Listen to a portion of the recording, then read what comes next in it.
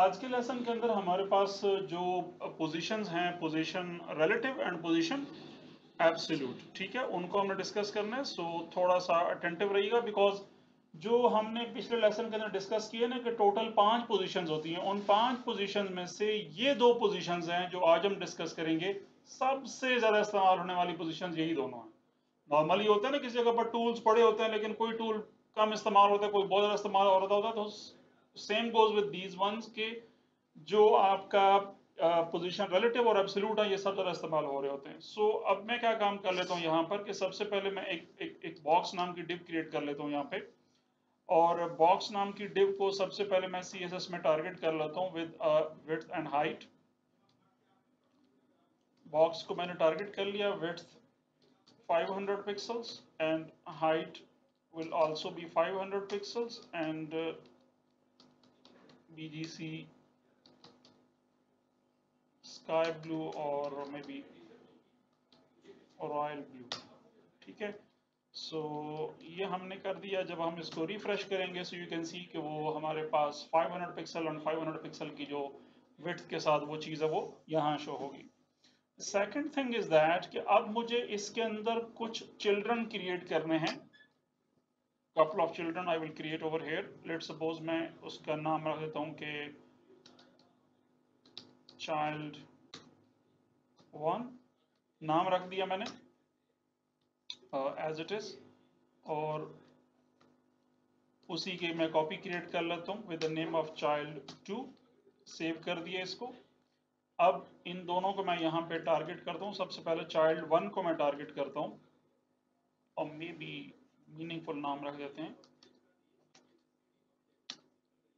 red box, or the bottom one would be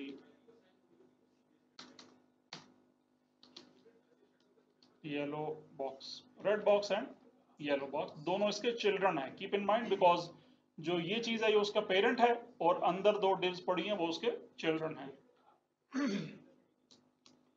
so red box को हम सबसे पहले टारगेट करते हैं और यहाँ पे रेड बॉक्स, और उससे पहले उसका जो बॉक्स नाम का पेरेंट है उसको भी हम टारगेट कर लेते हैं।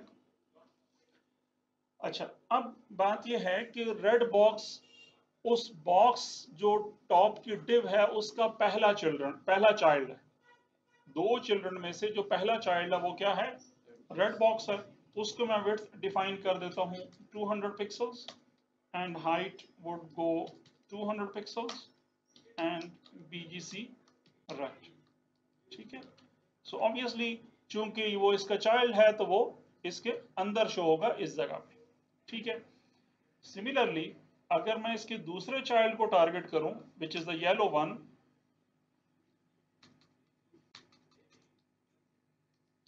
येलो बॉक्स, बाकी चीजें सेम रहेंगी, सिर्फ उसका बैकग्राउंड कलर हम येलो कर देंगे, ठीक है।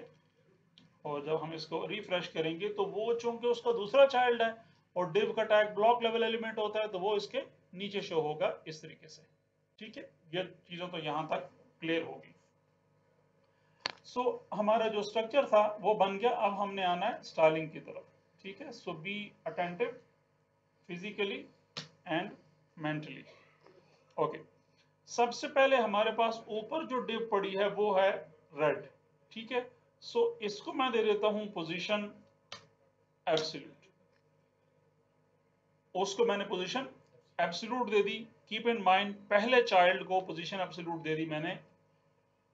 पोजीशन फिक्स की तरह पोजीशन एब्सोल्यूट भी एलिमेंट को डॉक्यूमेंट के फ्लो से आउट कर देती है। सिर्फ एक डिफरेंस है कि पोजीशन फिक्स से वो एलिमेंट उस जगह पर जहां वो पड़ा होता है वहां वो फिक्स हो जाता है, एब्सोल्यूट में फिक्स नहीं रहता, ठीक है। अब जब हम इसको रिफ्रेश करेंगे तो ऑब्वियसली जो रेड है वो डॉक्यूमेंट के फ्लो से आउट हो गया, तो नीचे से जो येलो है उसको जगह मिलेगी और वो उठकर ऊपर चला जाएगा।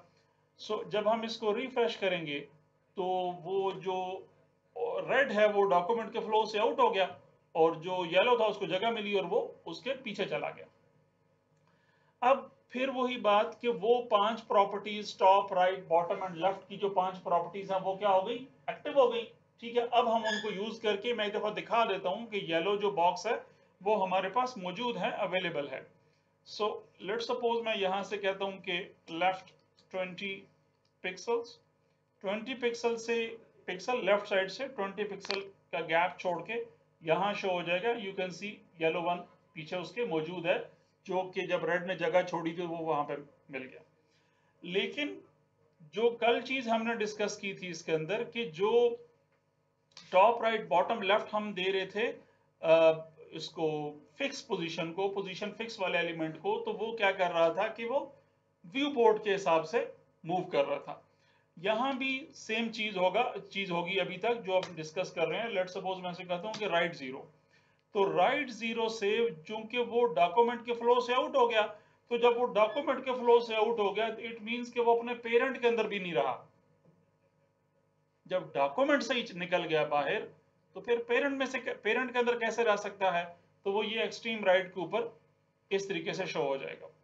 ठीक है, लेकिन अगर मैं यहां पर कुछ पैराग्राफ ऐड करता हूं, यहां पर पीक अटैक और लोरम 2000 वर्ड्स मैंने ऐड कर दी यहां पे। So if we refresh it तो स्क्रॉल आ गया हमारे पास। तो ये क्या हो रहा है कि ये फिक्स नहीं है, ये मूव कर रहा है साथ साथ। ये मैंने सिर्फ इसलिए ऐड किया मैंने कि आपको ये पता चल सके कि ये चीज पोजीशन फिक्स की तरह वहां पे फिक्स नहीं रहती, बल्कि एब्सोल्यूट का बिहेवियर कुछ और है, जो थोड़ी देर तक हम उसको डिस्कस कर लेते हैं। मैं इसको अंडू कर देता हूं, वापस आ जाते हैं हम वहां पे जब हमारे पास कोई टेक्स्ट नहीं था। ये हमें कंफर्म हो गया कि वो स्क्रॉल हो रहा है साथ साथ। ओके, अब बात ये है कि मैं अब हमें ये पता चल गया कि वो अपनी जगह छोड़ देता है। दैट्स वाई येलो बॉक्स जब हमारे पास ऊपर चला गया, तो यहां से येलो बॉक्स को मैं रिमूव कर देता हूं। फिलहाल हमें येलो बॉक्स की जरूरत नहीं है, और यहां से उसकी स्टाइलिंग को भी मैं खत्म कर देता हूं। हमें फिलहाल इसकी इस तरह की कोई जरूरत नहीं है। So if we refresh it, so we only have this one. और ये बावजूद इसके कोड लेवल पर पेरेंट के अंदर पड़ा हुआ है, लेकिन लेआउट के अंदर अगर हम इसको देखें तो ये पेरेंट से बाहर निकल गया। ओके, अब इसी तरह जैसे राइट 0 दिया, तो मैं इसको कह देता हूं जी कि बॉटम 0। सो अब जब हम इसको रिफ्रेश करेंगे, सो यू कैन सी कि वो बॉटम पे आ गया इस तरीके से। अच्छा, इसी तरह राइट 0 था, तो मैं इसको लेफ्ट 0 दे देता हूं। ठीक है, तो लेफ्ट 0 से वो व्यू पोर्ट के लेफ्ट 0 पर, तो वो इसी तरीके से व्यू पोर्ट के अंदर मूव होता रहेगा। टॉप राइट बॉटम लेफ्ट जो भी वैल्यूज देंगे आप उसको, मूव वो होता रहेगा। ओके, अब ये तो बात हो गई कि जो पोजीशन एब्सोल्यूट है वो, I mean other than that कि वो उस जो पोजीशन फिक्स में होता है कि वो उसकी पोजीशन को फिक्स कर देता है, उसके अलावा इसके बाकी सारे बिहेवियर सेम है। टॉप राइट बॉटम लेफ्ट, और एलिमेंट को डॉक्यूमेंट के फ्लो से आउट कर देता है। बात समझ में आ गई? अब देखिएगा ध्यान से, जो हमारे पास बॉक्स नाम की डिव है वो हमारे पास पेरेंट है। ठीक है, तो पेरेंट को मैं दे देता हूं पोजीशन रिलेटिव, पेरेंट को मैंने दे दी पोजीशन रिलेटिव, चाइल्ड को मैंने दे दी पोजीशन एब्सोल्यूट। अभी तक जब हमने पेरेंट को पोजीशन रिलेटिव नहीं दी थी, तो वो जो रेड बॉक्स है वो मूव हो रहा था with respect to viewport. Viewport right 0 करते थे तो वो व्यू पोर्ट के राइट 0 पे चला जाता था, बॉटम 0 कर रहे थे तो व्यू पोर्ट के बॉटम 0 पर आ जाता था वो। Same goes with left one. लेकिन अब चूंकि हमने पेरेंट को रिलेटिव दे दी है, तो ये बात याद रखिएगा कि जो पोजीशन एब्सोल्यूट होती है वो पोजीशन रिलेटिव की रिलेटिव होती है, उसकी रिश्तेदार होती है। तो अब चूंकि पेरेंट को हमने रिलेटिव दे दी और चाइल्ड को हमने एब्सोल्यूट दे दी विड्थ, तो अब जब हम टॉप राइट बॉटम लेफ्ट की को मूव करेंगे ना, तो वो अपने पेरेंट के हिसाब से top right bottom left move होगा, यानी it will remain inside the parent. अब वो पेरेंट, मतलब पेरेंट को जब रिलेटिव मिल गई ना, तो उस पेरेंट ने उसको अपने अंदर काबू करके रखा हुआ है। अब वो पेरेंट से बाहर ही निकल सकता, जहां पेरेंट जाएगा साथ साथ ये भी जाएगा। सो इसको हम अभी तक कोई ये अपने डिफॉल्ट पोजीशन पर आ जाएगा because top right bottom left मैंने वैल्यूज रिमूव कर दी हैं, तो ये अपनी इस जगह पर आ गया। पोजीशन एब्सोल्यूट वाली जो बॉक्स है, रेड बॉक्स है, उसको मैं कह देता हूं कि राइट 0। सो उसूली तौर पर इसको जब आई मीन नॉर्मल पहले क्या हो रहा था कि वो यहां चला गया था, अब चूंकि पेरेंट को रिलेटिव मिल गई है, सो अब रिफ्रेश करेंगे तो वो पेरेंट के राइट 0 पर आएगा। अब वो पेरेंट के यानी पेरेंट ने अब उसको काबू करके रखा हुआ है, बाउंड करके रखा हुआ है, पाबंद करके रखा हुआ है कि आपने पेरेंट के अंदर ही रहना, उससे बाहर निकलना, क्योंकि पेरेंट को रिलेटिव मिल गई है। जो ही आप पेरेंट की रिलेटिव हटा देंगे यहाँ से, यानी पेरेंट को रिलेटिव नहीं मिली होगी, तो फिर ये डॉक्यूमेंट के फ्लो से आउट हो जाएगा और व्यू पोर्ट की राइट 0 पे चला जाएगा। सो मैं इसको वापस अंडू करके पोजीशन रिलेटिव की चूंकि अब हमें जरूरत है, सो मैं इसको मूव करा के इस तरीके से, same goes with the bottom one कि अगर मैं इसको देता हूं कि बॉटम 0, सो पेरेंट के अंदर रहते हुए पेरेंट के बॉटम 0 पर आ जाएगा। और फिर अब जिस तरफ पेरेंट जाएगा साथ साथ ये भी जाएगा, यानी अगर पेरेंट की विड्थ मैं बढ़ा देता हूं तो ये राइट बॉटम पर ही रहेगा, चाहे जितनी मर्जी बड़ी विड्थ हो जाए पेरेंट की। लेट सपोज मैं इसकी विड्थ को 500 से बढ़ाकर 800 कर देता हूं विड्थ वाइज, और if I go the same with the height 800 pixels, so जब इसको रिफ्रेश करेंगे तो पेरेंट बड़ा हो गया, लेकिन वो पेरेंट के बॉटम 0 पर ही है। ओके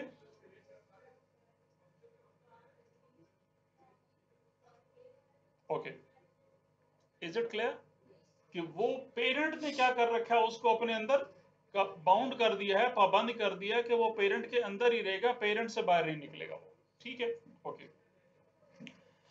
अब अगली चीज इसके अंदर ये आ गई है हमारे पास कि मुझे क्या काम करना है कि इसको, इस जो बॉक्स है, इसको इस पेरेंट के वर्टिकली भी और हॉरिजेंटली भी बिल्कुल सेंटर में लेकर आना है। और फिर वही बात कि पेरेंट की विड्थ छोटी हो या बड़ी हो, वो मिडिल में ही रहेगा। सारी सूरतों में, सारी कंडीशंस के अंदर वो पेरेंट के बिल्कुल, चाहे पेरेंट बिल्कुल छोटा सा हो गया तो वो मिडिल में रहेगा, पेरेंट बहुत बड़ा सा हो गया वो मिडिल में रहेगा उसके, चाहे जो भी उसकी आई मीन डायमेंशन बनती है।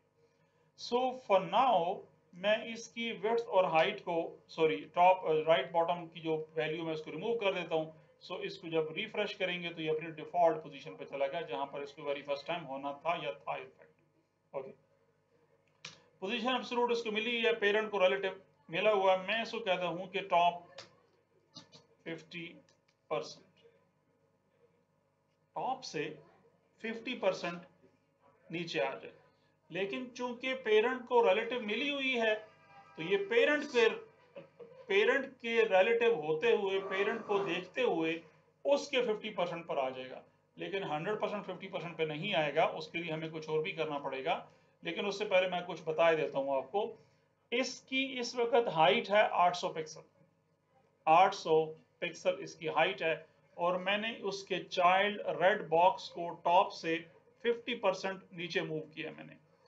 तो ये पेरेंट, ये चाइल्ड क्या करेगा कि यहां से 400 पिक्सल, 400 पिक्सल, चूंकि 50% 400 पिक्सल जगह बनती है ना, तो 400 पिक्सल की स्पेस को छोड़ करना, यहां से ये लेट सपोज उसका ये मिडल बनता है ना, तो वो यहां से इसका टॉप एरिया यहां पर आएगा, जिस वक्त इस पर जहां पर मेरा कर्सर है राइट नाउ, इस जगह पर इसका टॉप कॉर्नर जो है वो इस जगह पर आ जाएगा, यानी जो मिडल है उस जगह पर आएगा, और बाकी सारा ये नीचे आ जाएगा।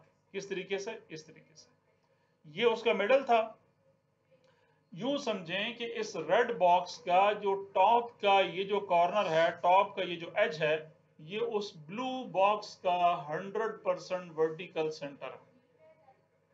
100% मतलब यहां पर आकर 400 पिक्सल कंप्लीट हो गए। Okay, so same goes with the this one कि मैं इसको कहता हूं कि लेफ्ट 50%।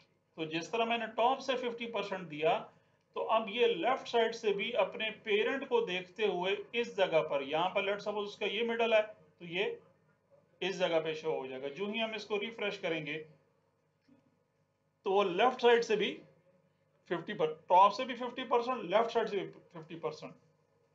सो इस अब क्या देखें अगर हम इसको, तो इस रेड बॉक्स का जो टॉप लेफ्ट कॉर्नर है ये वाला, इस ब्लू बॉक्स का 100% मिडल है, सेंटर है इसका, ठीक है। लेकिन अभी भी शेप हमारी यानी जो रेड बॉक्स है वो 100% सेंटर में नहीं आया। उसके लिए हमें एक और लाइन ऑफ कोड लिखना पड़ेगा, एक और प्रॉपर्टी हमें देनी पड़ेगी जो कि आप लोगों के लिए नई प्रॉपर्टी है, और वो है ट्रांसफॉर्म, ठीक है। ट्रांसफॉर्म का मतलब होता है किसी चीज के अंदर तब्दीली लेकर आना, चेंज करना, किसी को उसकी ट्रांसफॉर्मेशन करना, कोई ना कोई उसका बिहेवियर है उसको चेंज करना, किसी भी हवाले से चेंज करना, उसको छोटा करना, उसको बड़ा करना, उसको मूव करना, ठीक है, उसको रोटेट करना, ये सारे के सारे उसके बिहेवियर्स हैं। सो ट्रांसफॉर्म का मतलब मैंने आपको बता दिया। इसको जो प्रॉपर्टी अभी हमने यूज करनी है वो है ट्रांसलेट की, ठीक है। इंग्लिश में ट्रांसलेट का मतलब होता है मानी, ठीक है, उसका मानी क्या है, ठीक है, उसका मीनिंग्स क्या है। लेकिन इस जगह पर ट्रांसलेट का मतलब होता है मूव करना। अभी हमने उसको मूव करना है ना, ठीक है, उस रेड बॉक्स को मूव करना है। तो ट्रांसलेट का मतलब होता है मूव करना, ये बात याद रखिएगा। सो इसका जो इसकी जो पैरेंथेसिस हैं, इसकी जो ये जो ब्रैकेट्स हैं, इनके अंदर दो वैल्यूज आएंगी, दो वैल्यूज हमें आएंगी। अच्छा, हमने मार्जिन और पैडिंग के अंदर ये देखा हुआ है कि जब वहां पर दो वैल्यूज आती हैं तो पहली वैल्यू रेफर होती है टॉप और बॉटम का मार्जिन या टॉप और बॉटम की पैडिंग, दूसरी वैल्यू होती है एग्जैक्टली राइट एंड लेफ्ट की जो पैडिंग है या राइट एंड लेफ्ट का मार्जिन है उसके लिए होती है। इसमें उलट है, इसमें पहली वैल्यू होती है राइट एंड लेफ्ट के लिए, दूसरी वैल्यू होती है टॉप एंड बॉटम के लिए। ओके, सो मैं यहां पर चूंकि ट्रांसफॉर्म ट्रांसलेट इसको मैंने दे दिया, इसको मैं पहली वैल्यू दे देता हूं -50%। ये इसकी वैल्यू है, पहली वैल्यू, और पहली वैल्यू मैं आपको बता चुका हूं कि पहली वैल्यू होती है लेफ्ट के लिए, राइट एंड लेफ्ट के लिए इनफैक्ट। माइनस में मैंने उसकी वैल्यू दी है, देन कॉमा, और दूसरी वैल्यू फिलहाल के लिए मैं 0 दे रहा हूं, सिर्फ एक चीज आपको समझाने के लिए कि ये क्या होगा अभी। अब सुनिएगा कि इस एलिमेंट की टोटल विड्थ है 200 पिक्सल और उसकी हाइट है 200 पिक्सल। मैंने इसको टॉप से 50% दे दिया, लेफ्ट से भी 50% मैंने दे दिया।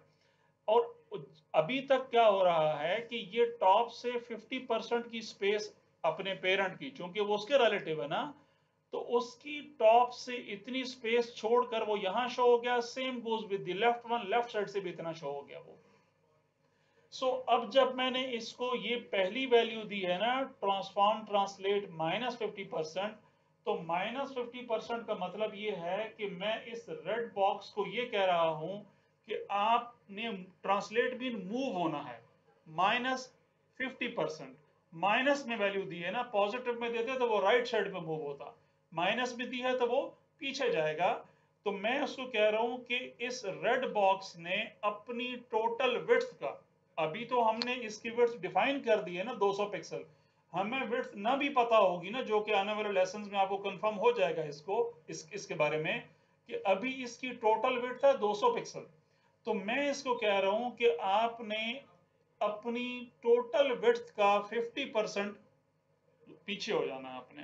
तो अब उससे क्या होगा, इसको अगर आप देखें तो ये एलिमेंट यहां पर इसका बिल्कुल मिडल है, सेंटर आ रहा है वर्टिकल। तो ये मिडल में कैसे आएगा, जब इसका 50% इधर हो जाएगा और 50% राइट साइड पे हो जाएगा, ऐसा ही होगा ना। और वो प्रॉपर्टी मैं इसको दे चुका हूं। सो now if I refresh it, तो वो 50% इधर हो गया और 50% राइट साइड पे शो हो गया है, ठीक है। टॉप की वैल्यू भी मैंने दूसरी वैल्यू 0 रखी हुई, दैट्स वो टॉप की तरफ मूव नहीं हुआ। तो अब अगर इसको देखें तो ये हॉरिजेंटली बिल्कुल मिडल में, राइट और लेफ्ट का गैप 100% सेम है, there is no issue at all. अब मैं इसकी दूसरी वैल्यू भी सेम -50% दे देता हूं, जिसके बारे में आपको बता चुका हूं कि दूसरी वैल्यू टॉप और बॉटम की होगी यहां पर। तो अब मैं चूंकि दूसरी वैल्यू भी मैंने यहां पर इसको माइनस में दी है, पॉजिटिव वैल्यू देता, माइनस में ना देता तो वो नीचे की जाने मूव होती। लेकिन चूंकि मैंने इसकी वैल्यू माइनस में दी है, तो अब मैं इसको कह रहा हूं कि आपने अपनी टोटल हाइट का 50% ऊपर मूव हो जाना है, बिकॉज वैल्यू अब गई है कौन सी, -50%, which is the second one. So if I refresh it, sorry save नहीं किया, जब भी ये वाला आपको साइन आ रहा हो व्हाइट कलर का, इट मींस कि आपकी फाइल सेव नहीं है. So we have to save it first. Now if I refresh it, so you can see कि वो बिल्कुल वर्टिकली भी एंड हॉरिजॉन्टली भी मिडल में आ गया. और हमने किसी किस्म के कोई अंदाजे से काम नहीं किया कि इसको टॉप से हम इतना मार्जिन दे देते हैं या टॉप से हम इतने परसेंट कर देते हैं तो ये मिडल में आ जाएगा, लेफ्ट साइड से इतने परसेंट कर देते हैं. ऐसा हमने कुछ भी नहीं किया.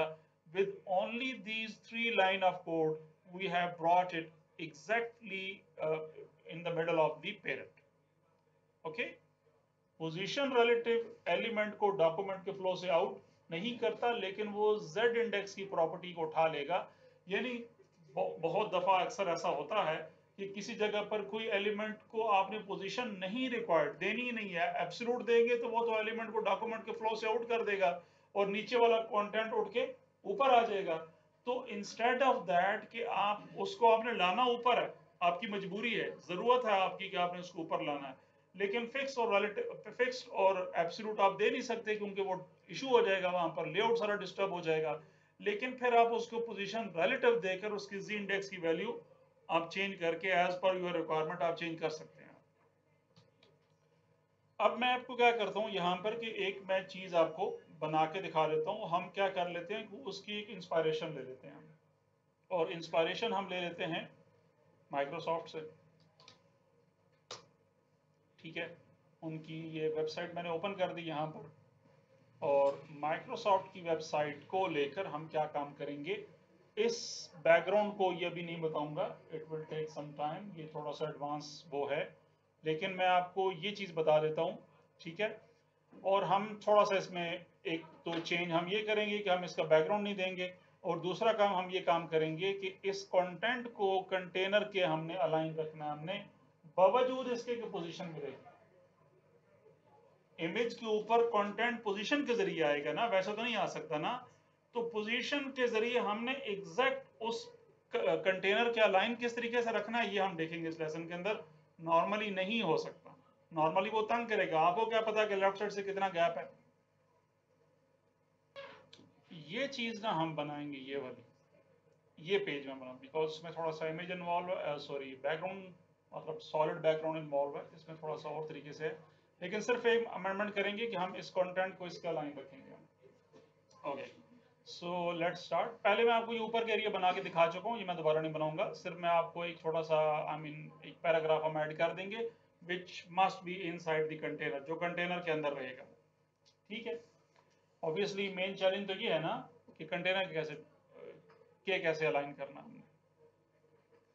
सो सबसे पहले हम यहाँ पर देखें तो हमारे पास कंटेनर अवेलेबल है. कंटेनर उसको हम मैक्स वर्ड दे चुके हैं 400 पिक्सल एंड मार्जिन 0 ऑटो से हम उसको सेंटर में ला चुके हैं. So what we do here, इसका मैं नाम रख देता हूँ कि main top strip. Main top strip उसका पेरेंट होगा, बल्कि नोट टू ऑनवर्ड मुझे भी इसकी प्रैक्टिस करनी होगी या रखनी होगी इनफैक्ट, कि एंड पे जो कमेंट है वो ताकि बनते रहें. ठीक है, ताकि आपको पता लग चलता रहे कि कौन सी डिव कहाँ पे स्टार्ट हो रही है, कहाँ पे एंड हो रही है. ये हम एक लेसन में पढ़ के आ चुके हैं. सो इसके अंदर आपके आ जाएगा कंटेनर. मेक श्योर कि स्पेलिंग ठीक हो, अदरवाइज ऑब्वियसली वो काम नहीं करेगा.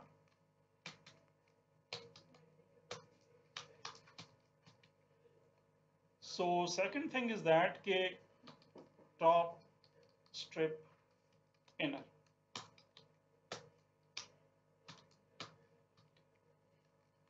ओके, सो ये मेन चीजें आपके पास बन के आ गई हैं. हम इसके अंदर कुछ चीज नहीं ऐड करेंगे, मैं सिर्फ एक पैराग्राफ आपको ऐड करके दिखाऊंगा कि वो कंटेनर के अंदर है. फिर उसी को सामने रखते हुए हम लेफ्ट साइड से चीजों को अलाइन करेंगे, अलाइन रखेंगे हम. सबसे पहले इसके अंदर क्या चीज आ जाती है कि मैं एक पैराग्राफ ऐड कर देता हूं और उसके अंदर कंटेंट में ऐड कर देता हूं लोरम 100 वर्ड्स का एक मैंने पैराग्राफ यहाँ पे ऐड कर दिया. So if we refresh it, तो वो टॉप पे कंटेनर के अंदर ये चीज क्या होगी है, ऐड होगी। Let me comment out the bottom boxes which we have discussed earlier, these two. इसको कमेंट कर दें, ठीक है। कमेंट करने के लिए कंट्रोल फॉरवर्ड स्लैश प्रेस कर देंगे तो वो कमेंट हो जाएगा। So if we refresh it तो वो आई मीन दिख नहीं रहा, नजर नहीं आ रहा। सो ये चीज आपकी कंटेनर के अंदर है, जैसा कि माइक्रोसॉफ्ट ने राइट और लेफ्ट से गैप छोड़ के अपने कंटेंट को यहाँ रखा हुआ है, ठीक है। उसके बाद हमारे पास चीज आ जाती है इस इमेज की, तो उस इमेज को हम देखते हैं। और आपकी जो मेन देखने वाली चीज है, गौर करने वाली चीज है, वो यही है जिसको भी हम डिस्कस करने लगे हैं। अब ये ऊपर हमारे पास वो टॉप स्ट्रिप थी, उसका आप नाम नव बार रख सकते हैं, मेन्यू बार रख सकते हैं, आप इसको टॉप स्ट्रिप रख सकते हैं, हेडर रख सकते हैं, कोई भी meaningful semantic name you can use. So नीचे हमारे पास बैनर है, तो बैनर के लिए हम यहां पर यूज करेंगे किस डॉट साइट बैनर रैपर, ठीक है। क्योंकि ये जो डिव अभी मैंने क्रिएट की है, ये उस बैनर के रैपर का काम करेगी ना, यानी इसके अंदर रैपअप हो जाएगा ना सारे का सारा बैनर, ठीक है। सो इसके अंदर अभी फिलहाल के लिए मुझे कंटेनर की जरूरत नहीं है, बिकॉज हमारे पास जो इमेज है वो फुल विड्थ के ऊपर है। जो हमारा इमेज है वो अगर हम यहाँ देखें तो वो कोई कंटेनर को फॉलो नहीं कर रहा, वो फुल विड्थ के ऊपर है। सो हम फिलहाल इसके अंदर अभी कंटेनर को यूज नहीं करेंगे इस पर्पज के लिए। सो मैं फिगर का टैग दूंगा। फिगर का टैग आपने यूज करना होता है फॉर इमेजेस, और फिगर के अंदर आप यहां पर इमेज ऐड करेंगे, एसेट्स इमेजेस, और फिलहाल मैं इसके अंदर होम डॉट जेपीजी के नाम से एक जो सोर्स है वो मैंने दे दिया, यानी इमेज जो है वो यहाँ पर डिस्प्ले हो जाएगा। इफ वी रिफ्रेश इट तो वो इमेज हमारे पास फुल विड्थ के ऊपर इस तरीके से शो हो गया। अभी इमेज के बारे में मैं ऑलरेडी डिस्कस कर चुका हूं कि जो इमेज है वो आपका वो उतनी विड्थ लेता है जितनी एक्चुअल में उसकी डायमेंशंस होती हैं। अनटिल और अनलेस आप खुद इमेज को विड्थ हाइट ना दे दो तब तक वो वैसा बिहेव नहीं करेगा। अच्छा, let me change it's width, फिर हम डिस्कस करते हैं बाकी चीज़ों को कि वो क्या हैं। जो साइट बैनर रैपर है उसको मैं यहाँ टारगेट कर लेता हूँ अपनी CSS के अंदर इस तरीके से, और उसको मैं विड्थ दे देता हूँ 100%। ज़रूरत नहीं है लेकिन एहतियातन हम उसको दिए देते हैं। अब उसके अंदर उसका चाइल्ड है फिगर का टैग, ठीक है। ठीक है, मे बी फिगर को आप ना यूज करें, कोई आई मीन जरूरी नहीं है कि आपने फिगर का टैग को यूज करना, डायरेक्टली आप इमेज को भी यूज कर सकते हैं। सो इमेज के टैग को मैंने यूज कर लिया और उसकी मैंने विड्थ दे दी 100%। तो 100% जब हमने उसकी विड्थ डिफाइन की है तो आपका इमेज ये जो स्क्रॉल है बॉटम का ये खत्म हो जाएगा और आपका इमेज फुल विड्थ के ऊपर इस तरीके से विड्थ में आपको एटलीस्ट फुल होगा। बॉटम से जो हॉरिजॉन्टल स्क्रॉल है वो आपको शो नहीं हो रहा। फॉर नाउ हम क्या काम करेंगे कि हम इसकी जो हाइट है वो भी हम डिफाइन कर देते हैं, ठीक है। लेकिन मैं आपको पहले बता चुका हूं कि हाइट देना is not a recommended approach, ठीक है। आपने हाइट नहीं देनी।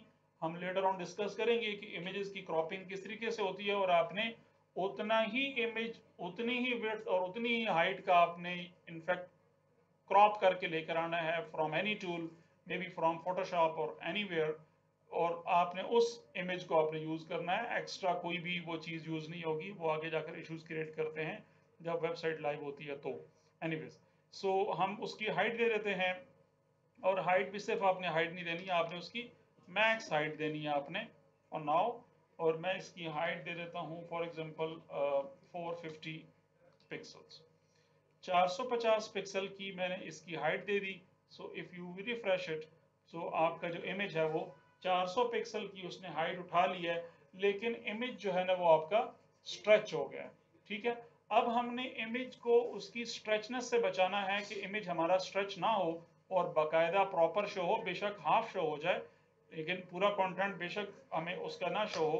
तो उसके लिए हम एक प्रॉपर्टी यूज करते हैं ऑब्जेक्ट फिट कवर की, ठीक है। सो ये ऑब्जेक्ट फिट कवर मैं दे दूंगा।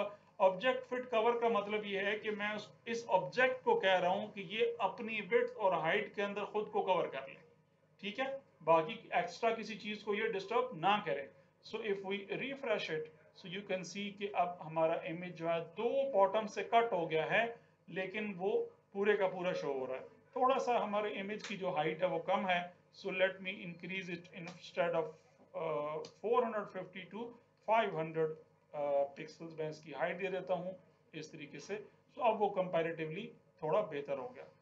सो यहाँ तक तो हमारे पास वो चीज आ गई है। अब अगली बात यह है कि as we discussed in the previous lesson कि आपकी कोई भी डिव है वो हाइट लेती है अपने कंटेंट के हिसाब से। विड्थ पेरेंट के हिसाब से होती है, हाइट कंटेंट के साथ। जितनी किसी एलिमेंट के अंदर हाइट होगी उतना ही उसके अंदर कंटेंट होगा। सॉरी, उलट कह दिया, जितना उसके अंदर कंटेंट होगा उतनी उसकी हाइट होगी। सो अब हम क्या काम कर लेते हैं इसके अंदर कि हमारे पास इमेज आ गया। फिगर के बाद यहां पर मैं नीचे आ जाता हूं। वैसे फिगर के अंदर इस टैग को होना चाहिए, लेकिन अभी चूंकि हम वहां पहुंचे नहीं है, इसलिए सिर्फ हमारा जो कंसर्न है वो भी पोजीशन रिलेटिव और एब्सोल्यूट के हवाले से। दैट्स व्हाई अभी हम उस चीज को डिस्कस नहीं कर रहे। फिलहाल हम टारगेट कर रहे हैं उसको कि हमने कंटेंट इमेज के ऊपर किस तरीके से लेकर आना, वरना फिग कैप्शन का कंटेंट एक टैग होता है वो यूज होगा फिगर के अंदर, वो भी ठीक है, लेकिन फिलहाल हम उसको नहीं देख रहे। यहां पर हम क्या कर लेते हैं कि मैं एक क्लास क्रिएट कर लेता हूं फिगर कैप्शन। ठीक है, चूंकि ये उसका कंटेंट है ना, उसका टेक्स्ट है, तो वो क्या होगा इस तरीके से शो हो जाएगा।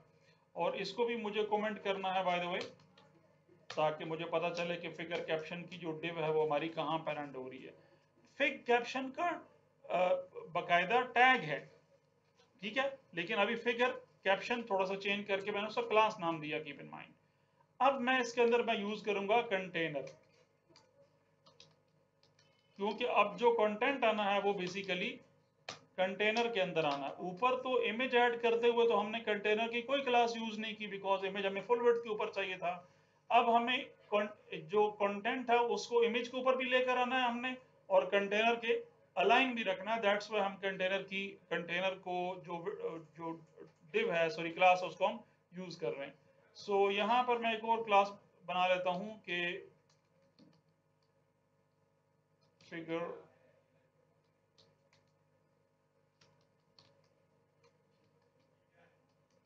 Inner.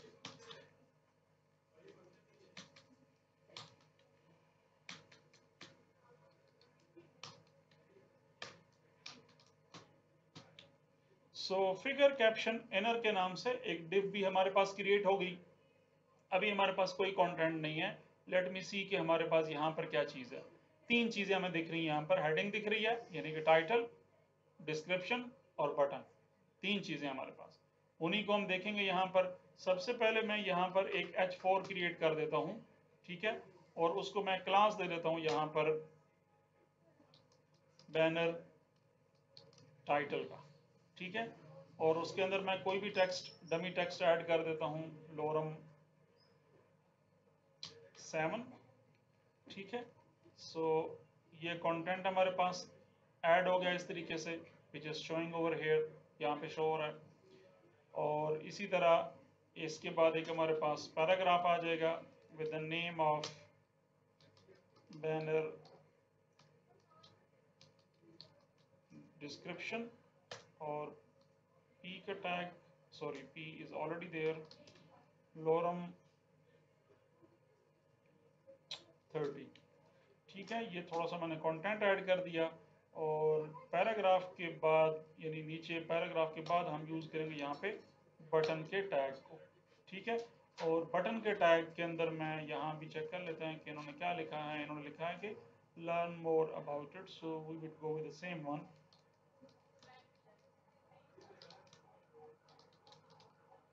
Learn more about it. So if you see, so हमारे पास क्या हो रहा है कि, सॉरी, वो हमारे पास ये भी दिख रहा है और ये भी। फिलहाल के लिए कंटेनर के अंदर है, लेकिन चूंकि हम एक चीज पढ़ के आ चुके हैं कि पोजीशन एब्सोल्यूट एलिमेंट को डॉक्यूमेंट के फ्लो से आउट कर देता है। तो जब वो डॉक्यूमेंट के फ्लो से आउट कर देगा तो फिर वो कंटेनर के अलाइन भी नहीं रहेगा वो, ठीक है, तो वो फिर थोड़ा सा ट्रिकी होता है। लेकिन मैं आपको एक आसान तरीका बताऊंगा जिससे कभी कोई मुश्किल नहीं होगी, वो कंटेनर के अलाइन ही रहेगा वो कंटेंट जो आपने बैनर के ऊपर लेकर आना है और कंटेनर के अलाइन भी रखना है, दोनों सूरतों में। ओके, सो सबसे पहले मैं इसको थोड़ा सा स्टाइल कर लेता हूँ, ठीक है, और फिर उसके बाद हम आगे चलते हैं। अगर हम यहाँ पर देखें तो हमारे पास फिगर कैप्शन है, इसको हम चेक कर लेते हैं। यहाँ पर फिगर कैप्शन, फिलहाल मैं उसकी विड्थ दे देता हूँ 100%, ठीक है। इनफैक्ट सॉरी, इसकी विड्थ मैं भी नहीं देता, थोड़ी देर बाद दूंगा, लेकिन थोड़ी देर के बाद। सो इसको हम टारगेटेड रखते हैं। उसके बाद हमारे पास ये आ जाता है फिगर कैप्शन इनर, और इनर को मैं टारगेट कर लेता हूँ यहाँ पर इस तरीके से, और इनर के अंदर हमारे पास एक पड़ा हुआ H4, ठीक है। एक और बात याद रखिएगा कि आपने अगर देखा हो तो मैं डायरेक्टली इसके अंदर H4 को टारगेट कर सकता हूं, मैं इस तरीके से, H4 का टैग पड़ा हुआ ना यहाँ पर हमारे पास। लेकिन अगर आप देखें तो मैंने स्पेशली H4 के टैग को क्लास दिया बैनर टाइटल की। क्यों दी है वो मैं बताता हूँ आपको। लेट्स सपोज अगर मैं बैनर टाइटल की क्लास को टारगेट करता हूँ, ठीक है, या पहले इस H4 को हम टारगेट करते हैं, बैनर क्लास को थोड़ी देर बाद बताता हूँ मैं आपको। मैं इसका देता हूँ फॉन्ट साइज 40 पिक्सल, 40 पिक्सल मैंने इसका फॉन्ट साइज दे दिया। So if we refresh it तो वो फॉन्ट साइज हमारे पास इतना बड़ा आ गया। हो सकता है कि कल हमें ये टैग चेंज करना पड़े और चेंज करके मुझे H2 देना पड़े, या लेट सपोज मुझे H5 देना पड़े, मुझे मे बी ज़रूरत पड़ सकती है, मुझे टैग मुझे चेंज करना पड़े। सो जब मैं टैग चेंज करूंगा तो CSS के अंदर तो स्टाइलिंग H4 के हिसाब से हो रही है ना, H4 का टैग यहाँ पर टारगेटेड है, इन अदर वर्ड्स कॉल्ड है। सो जब रिफ्रेश करेंगे तो उसकी स्टाइलिंग खत्म हो जाएगी, बिकॉज वहां हमने H4 को टारगेट किया हुआ है और हमने जो मेंशन किया हुआ वो H5 है। सो इंस्टेड ऑफ दैट कि आप यहाँ पर इसको इसके टैग से टारगेट करें, आपको इसकी क्लास से टारगेट करें, ताकि टैग जो मर्जी हो जाए क्लास तो वही रहेगी ना टाइटल के नाम से, ठीक है। सो इस चीज से बचने के लिए कि कल कला कोई भी यहाँ पर जो किस मर्जी कोई टैग दे दे, यहाँ पर H2 दे दे, 1 दे दे, और लेकिन चूंकि वहां पर ये टारगेट उस अपनी क्लास के थ्रू हो रहा है, तो जो भी इसका टैग होगा उसकी जो फॉन्ट साइज होगा वही होगा जो कि हम वहां पर डिफाइन कर चुके हैं उसके अंदर। Okay, so we would go with H4। ये सिर्फ मैं आपको समझाने के लिए मैंने बनाया था कि आपको पता होना चाहिए कि क्या हो रहा है फिगर बैनर टाइटल। उसके बाद हमारे पास आ जाता है ये बैनर डिस्क्रिप्शन, और हमें थोड़ा सा इनफैक्ट गैप भी चाहिए H4 के बाद। सो वो हम इसको गैप भी दे देते हैं यहाँ से, और मैं इसको पैडिंग बॉटम दे देता हूँ 20 पिक्सल, 20 पिक्सल की पैडिंग बॉटम मैंने इसको दे दी, तो वो पैडिंग थोड़ा सा गैप छोड़ के जो पैराग्राफ है वो थोड़ा सा नीचे शो हो जाएगा। उसके बाद हम क्या काम कर लेते हैं कि इसी के बाद बैनर टाइटल की बजाय बैनर डिस्क्रिप्शन, और उसका फॉन्ट साइज थोड़ा सा चलो हम बढ़ा के, तो हम चलो 18 पिक्सल्स कर देते हैं फॉर नाउ।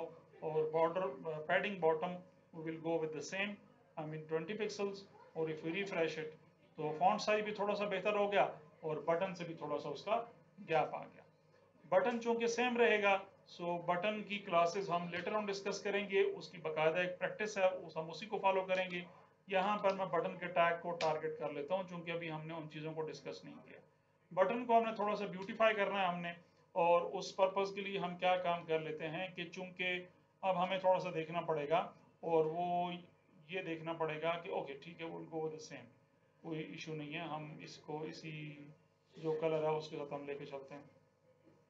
सो हम क्या कर लेंगे कि सबसे पहले हम बटन को बैकग्राउंड कलर देंगे हम, ठीक है, और मैं फिलहाल के लिए इसको कोई भी कलर दे देता हूँ, रॉयल ब्लू दे देता हूँ मैं इसको। So if we refresh it, so you can see कि उसका जो कलर है बटन का चेंज नहीं हुआ, reason BUTTON button, save it and refresh it. Okay, issue ये है बेसिकली कि जो बटन है ना वो बैनर डिस्क्रिप्शन के अंदर तो नहीं है ना, वो तो अलग से पड़ा हुआ है। So we made a mistake here. So वो बेसिकली सिंपल इनर के अंदर है, डिस्क्रिप्शन के अंदर तो बटन नहीं पड़ा हुआ ना, बटन तो डिस्क्रिप्शन के बाद पड़ा हुआ है। You can C over here कि ये डिस्क्रिप्शन का टैग ये स्टार्ट हो रहा है, ये एंड हो रहा है, और ये बटन का टैग उसके बाद पड़ा हुआ। उसके अंदर होता ना तो फिर हम उसको वैसे टारगेट कर सकते थे, तो यहाँ नहीं कर सकते। अब वो स्टाइल उठा लेगा, आई मीन इस तरीके से उसने बैकग्राउंड कलर उठा लिया। दूसरी चीज ये है कि मैं इसको पैडिंग दे देता हूँ। पैडिंग टॉप और बॉटम की 10 पिक्सल और राइट और लेफ्ट की 18 पिक्सल्स, ठीक है। सो वो थोड़ा सा कंपैरेटिवली ज़रा सा बेहतर उसमें अंदर आ जाएगा। और इसका कलर मुझे देना है, कलर वुड गो वाइट, ठीक है। और बाय डिफॉल्ट बटन बॉर्डर उठा रहा होता है, तो मैं उसको कहता हूँ कि बॉर्डर नन, तो वो बॉर्डर अपना ख़त्म कर देगा और आपको कुछ इस तरीके से शो हो जाएगा, ठीक है। ये तो थोड़ी सी हमने उस कंटेंट की सेटिंग कर लिया हमने, यानी कंटेंट हमने थोड़ा सा ब्यूटीफाई कर लिया। अब बात ये आ जाती है कि हमने इस कंटेंट को एक तो इमेज के ऊपर लेकर आना है और हमने दूसरा इसको कंटेनर के अलाइन भी रखना। अब जरा ध्यान से देखिएगा, अगर मैं इसके पेरेंट को विच इज दिस वन, ये जो साइड बैनर रैपर है, आपको पता होना चाहिए कि इस वक्त ये जो फिगर कैप्शन है ना, ये स्टार्ट हो रहा है, ये एंड हो रहा है, ये साइड बैनर रैपर के अंदर ही है। इस वक्त पेरेंट अभी उसका वो रैपर ही है जिसके अंदर सब कुछ पड़ा हुआ है, इमेज भी पड़ा हुआ है और उसकी जो टाइटल डिस्क्रिप्शन बटन वगैरह वो सब वहीं पड़ा हुआ है, देयर इज नो इशू। लेकिन क्या हो रहा है कि अगर मैं इसके पेरेंट को टारगेट करके उसको मैं बैकग्राउंड कलर दे दूं, कोई सा भी कलर दे दूं, फिलहाल लेट सपोज मैं इसको ऑरेंज कलर दे देता हूं मैं। So if we refresh it, so वो इमेज समेत, इमेज को भी बैकग्राउंड कलर इस वक्त मिला हुआ, बिकॉज इमेज भी तो उसके अंदर पड़ा हुआ है ना, दो वो दिख नहीं रहा बिकॉज इमेज ऊपर और बैकग्राउंड उसके नीचे शो हो रहा है। लेकिन जो आपका बाकी कंटेंट है ना, ये जो नीचे डिस्क्रिप्शन है, वो उठा रहा है उस तरीके से, बैकग्राउंड कलर उठा रहा है वो। अब मैं क्या काम कर लेता हूं कि मैं इस कैप्शन को, इनफैक्ट इनर को, फिगर इनर को, ये पेरेंट है ना, इन सारी चीजों का ये इनर है, ऐसा ही है। सो अब मैं क्या काम करता हूं कि मैं इनर को टारगेट करता हूं, जो कि इनफैक्ट टारगेटेड है यहां पर, और इसको मैं दे देता हूं पोजीशन एब्सोल्यूट। और जो मेन पेरेंट है यानी साइड बैनर रैपर जिसके अंदर सब कुछ पड़ा हुआ है, इमेज भी पड़ा हुआ है, सब कुछ, उसको मैं टारगेट करके उसको मैं दे देता हूं पोजीशन रिलेटिव, ठीक है। उसको रिलेटिव मैंने दे दी और इसको मैंने दे दी पोजीशन एब्सोल्यूट। सो ये बात हम पढ़ के आ चुके हैं कि हर टैग, हर डिव हाइट उठाती है अपने पेरेंट से, जितने पेरेंट के अंदर जितना कंटेंट होगा उस हिसाब से उसकी हाइट जो है वो शो हो रही होगी। सो अब जब इसको पोजीशन एब्सोल्यूट मिल गई है तो ये तो डॉक्यूमेंट के फ्लो से आउट हो गया, डॉक्यूमेंट के फ्लो से अभी ये आउट हुआ है, लेकिन पोजीशन को रिलेटिव मिली हुई है, तो ये आई मीन बैकग्राउंड खत्म हो जाएगा इसका, बिकॉज ये पेरेंट के अंदर भी नहीं रहा। वो अलग बात है कि पेरेंट को पोजीशन रिलेटिव देकर तो हमने उसको बाउंड किया हुआ है, काबू किया हुआ है, लेकिन इसका ये बैकग्राउंड कलर जो है वो खत्म हो जाएगा इस तरीके से। There is no background colour at all, लेकिन वो बैकग्राउंड कलर इमेज को मिला हुआ, ठीक है। आई कैन शो यू किस तरीके से, अगर मैं इसको पैडिंग दे देता हूं यहां से 20 पिक्सल्स, तो 20 पिक्सल्स की पैडिंग से you can C over here कि वो बैकग्राउंड इज अवेलेबल, बट वो बैकग्राउंड हमें शो हो रहा है टिल इमेज, जहां तक उसका इमेज है, क्योंकि इमेज को पोजीशन एब्सोल्यूट नहीं मिली ना, रिलेटिव तो यानी वो तो सिर्फ हमने कंटेंट को दे के रखी हुई है। ओके, सो अब इसके बाद क्या चीज आ जाती है आपके पास कि आपके पास जो इनर है विच इज दिस वन, जिसको पोजीशन एब्सोल्यूट मैंने दे दी है, इसको मैं कहता हूं कि टॉप 50%। तो अब ये यहां से लेकर यहां तक ये तो डॉक्यूमेंट के फ्लो से आउट हो गया, ठीक है। Let me remove the padding as well, sorry, we don't need this one. और टॉप 50% को भी 1 मिनट के लिए मुझे ख़त्म करने दें ताकि मैं आपको दिखा सकूं कि वो अपनी जगह पर ही है, there is no issue. Padding इसका टॉप की जो वैल्यू मैं वापस ले आऊँ यहाँ पर मैं इसके, ठीक है। Now if we refresh it तो ये एलिमेंट टॉप से 50%, टॉप 50%। अब वहां से देखे ना, अच्छा ठीक है चलो जी, अभी हमें पता है कि 550 पिक्सल हमने हाइट रखी है इमेज की, ऐसा ही है। हमने तो कोई काउंट करके उसको नहीं बताया ना कि भाई आपने 200 कितना बनता है 75, 275 पिक्सल की आपने जगह छोड़कर तो आपने नीचे आना, हमने तो कहीं डिफाइन नहीं किया। 275 हम 550 का हाफ 275 बनता है ना, तो अभी तो हमने तो नहीं बताया, तो वो खुद ही उठकर क्या हुआ 50% यहाँ पर आ जाएगा, हम कोई डिफाइन नहीं करेंगे कभी भी, ऑटोमेटिकली वो वहां पर आ जाएगा। एक बात और याद रखिएगा कि जब किसी एलिमेंट को आप पोजीशन एब्सोल्यूट देते हैं तो पोजीशन एब्सोल्यूट से वो एलिमेंट ना ब्लॉक रहता है ना इनलाइन रहता है। जब वो डॉक्यूमेंट के फ्लो से ही आउट हो गया है तो फिर उसका कोई इनलाइन कोई ब्लॉक इस तरह का कोई बिहेवियर नहीं रहेगा उसका। ओके, सो अब हम क्या काम कर लेते हैं कि टॉप 50%, अब मैं इसको थोड़ा सा बैकग्राउंड कलर भी 1 मिनट के लिए दे रहा हूं ताकि आपको जरा दिखता रहा कि हो क्या रहा बेसिकली। बैकग्राउंड कलर मैं इसको फिलहाल ग्रीन दे देता हूं, ये दे देता हूं। So you see over here कि वो ये काम कर रहा है, ठीक है। यहां से ये थोड़ा सा ये भी यहां तक वो शो हो रहा है, इस तरीके से कुछ बाहर निकल रहा है एंड ऑल दैट, तो इसका बिहेवियर। अच्छा अभी अगर हम इसको देखें तो ये लेफ्ट साइड से तो कंटेनर के अंदर है, राइट साइड से ये कंटेनर के अंदर नहीं है, ये बाहर निकल गया यहाँ से, क्योंकि इसको हमने पोजीशन एब्सोल्यूट दे दी है हमने।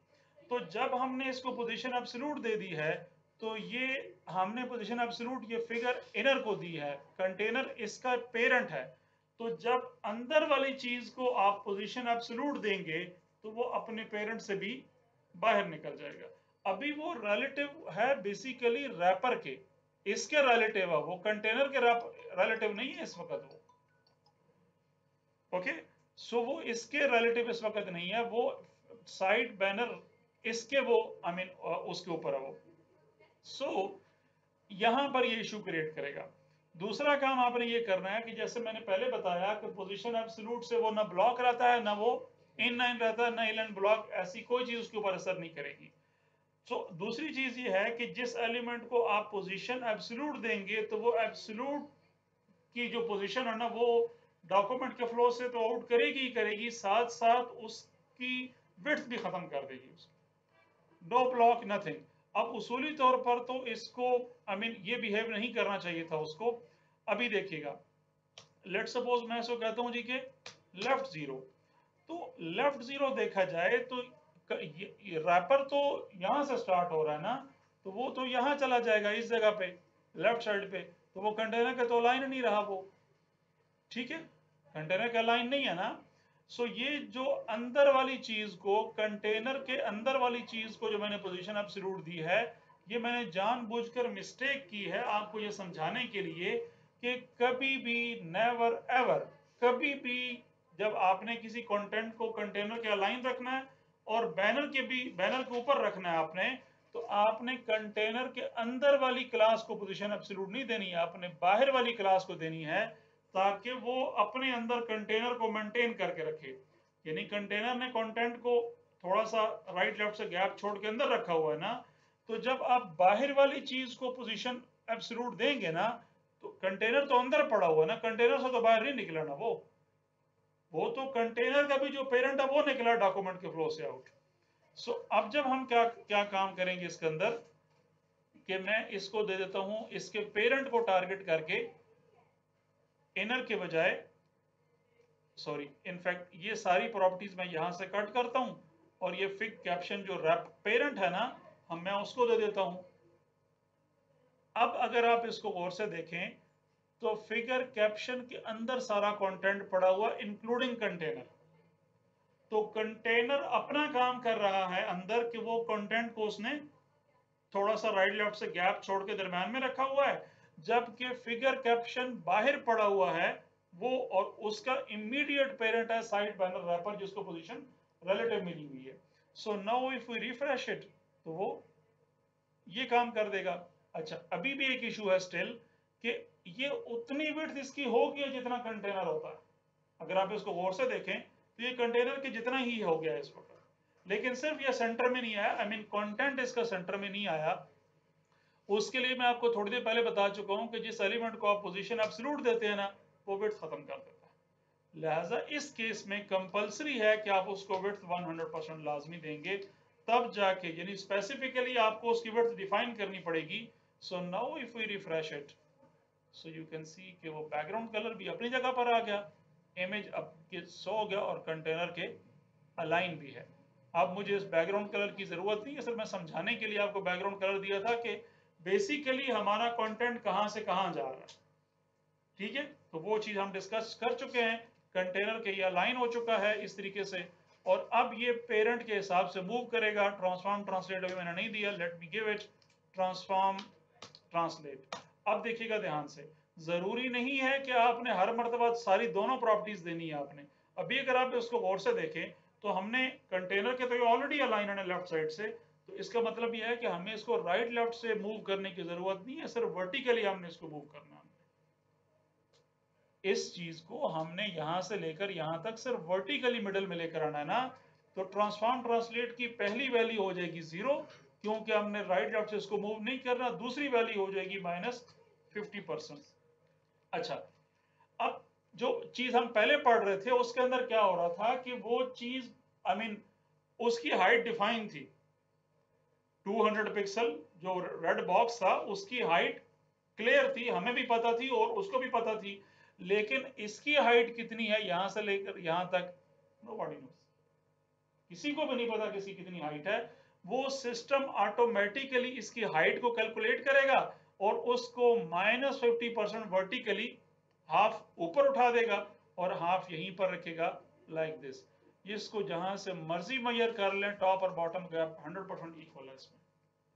तो इस तरीके से आप क्या कर सकते हैं कि, आई रिपीट दिस थिंग, कि इस तरह के सिनेरियो में कंटेनर के बाहर वाली क्लास को आपने पोजीशन देनी है, अंदर वाली को नहीं देनी, वो डिस्टर्ब करेगी।